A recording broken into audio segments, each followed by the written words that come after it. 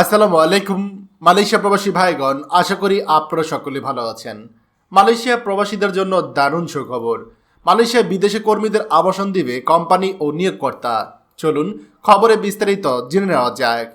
মালয়েশিয়ায় বিদেশি কর্মীদের আবাসন দেবে নিয়োগকর্তা। Workers minimum standard of housing and amenities আইন 1990 অ্যাক্ট 446 আইনের আওতায় নিয়োগকর্তা এটি বহন করবে। সম্প্রতি বাংলাদেশ থেকে স্বাক্ষরিত মালয়েশিয়া কর্মী নিয়োগে অনুযায়ী কর্মী স্ট্যান্ডার্ড আবাসন নিশ্চিত করবে নিয়োগকর্তা বা কোম্পানি।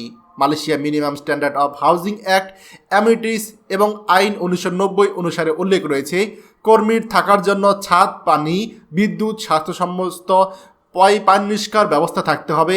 এছাড়া খেলাধুলা, বিনোদন, খাবারের স্থান সহ পর্যাপ্ত নিরাপত্তা, প্রাথমিক চিকিৎসা এবং হাসপাতালে স্থানান্তরের সুবিধা থাকতে হবে। এইসব দেখাশোনার জন্য দায়িত্বপ্রাপ্ত ব্যক্তিও থাকবেন। এদিকে 2020 সালের 1 সেপ্টেম্বর এক আইনে উল্লেখ করা হয়েছে, লাইট ও ফ্যান সহ রেস্ট এরিয়া থাকবে, খাবার জায়গা, চেয়ার, টেবিল, লাইট, ফ্যান থাকবে, সবার রুমে ফ্যান ও লাইট থাকবে, একটি রান্নার জায়গা থাকবে, বাথরুম ও টয়লেট থাকবে, কাপড় শুকানোর জায়গা থাকবে, প্রাথমিক চিকিৎসার কিট ও ডাস্টবিন থাকতেই হবে। সাধারণ কন্ড বা বাসার জন্য একজন কর্মী ক্ষেত্রে এক কক্ষে 3.6 স্কোয়ার মিটার জায়গা বরাদ্দ থাকতে হবে এবং 6 জনের জন্য একটি বাথরুম, টয়লেট থাকবে। ডরমেটরির ক্ষেত্রে প্রতিজনের জন্য একটি কক্ষে 3 বর্গমিটার জায়গা থাকতে হবে। 15 জনের জন্য একটি টয়লেট, বাথরুম থাকবে। একজন কর্মীর জন্য নিয়োগকর্তা আবাসনের জন্য সর্বনিম্ন যে সুবিধা দেবে সেগুলোর মধ্যে একটি হচ্ছে একটি সিঙ্গেল বেড, যা আকারে 1.7 বর্গমিটারে কম হবে না।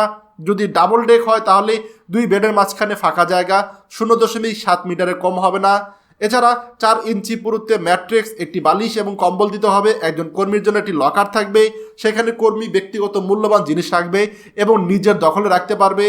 নিয়োগকর্তা নিজ আবাসন ব্যবস্থাপনা করতে পারবে বা চুক্তির মাধ্যমে অন্য ব্যবস্থাপনায় হোস্টেলে কর্মী রাখতে পারবে, তবে অবশ্যই আইন ও বিধি অনুযায়ী সুবিধা নিশ্চিত করতে হবে।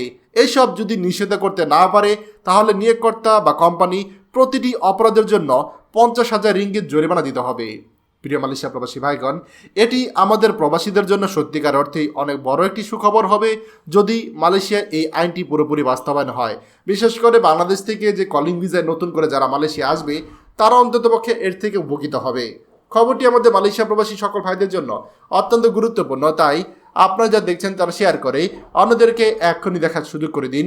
আর আপনি যদি আমাদের এই চ্যানেল নতুন হয়ে থাকেন অবশ্যই আমাদের চ্যানেলটিকে সাবস্ক্রাইব করুন মালয়েশিয়া সকল গুরুত্বপূর্ণ খবর সবার আগে পাওয়ার জন্য। ধন্যবাদ সবাইকে।